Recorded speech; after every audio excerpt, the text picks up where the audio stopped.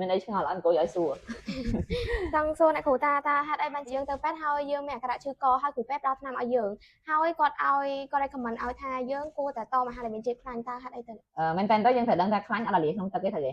អញ្ចឹងពេលដែលយើងញ៉ាំអាហារខ្លាញ់ចូលទៅវាត្រូវឆ្លងកាត់មាត់ឆ្លងកាត់កំពង់កវាចុះទៅដល់ខាងក្រោមអញ្ចឹងពេលដែលអាខ្លាញ់ហ្នឹងវាទៅតោងជាប់ជាមួយកំពង់កដែលយើងកំពុងឈឺហើយខ្លាញ់ហ្នឹងវាមានទំនោរស្អិតហើយក្តៅ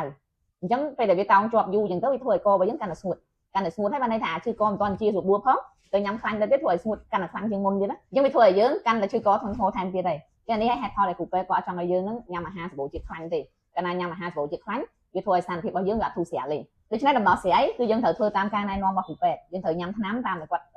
សរសេរក្នុងវគ្គបញ្ជាហ្នឹងមកហើយត្រូវតមអាហារខ្លាញ់ហ្នឹងហើយមួយទៀតយើងត្រូវញ៉ាំទឹកឲ្យបានច្រើនពេលដែលយើងញ៉ាំទឹកបានច្រើនទៅវាជួយផ្ដល់សំណើមដល់កំពង់ករបស់យើងដែរហើយ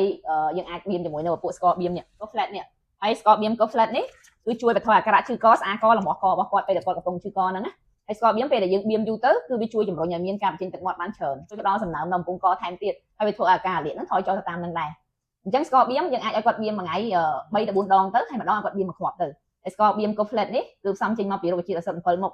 អញ្ចឹងរសជាតិរបស់គេក៏ងាយស្រួលក្នុងការញ៉ាំហើយវាជួយបំបាត់អាការៈឈឺកស្អាកយ៉ាងមានប្រសិទ្ធភាពអញ្ចឹងរៀងរាល់ពេលដែលបងប្អូនអរគ្នាមានបញ្ហាឈឺកស្អាកកុំភ្លេចស្ករបៀម Coflet ហើយ Coflet នេះអាចរកទិញបានគ្រប់ស្ថាននានាទូទាំងប្រជាជាតិកម្ពុជា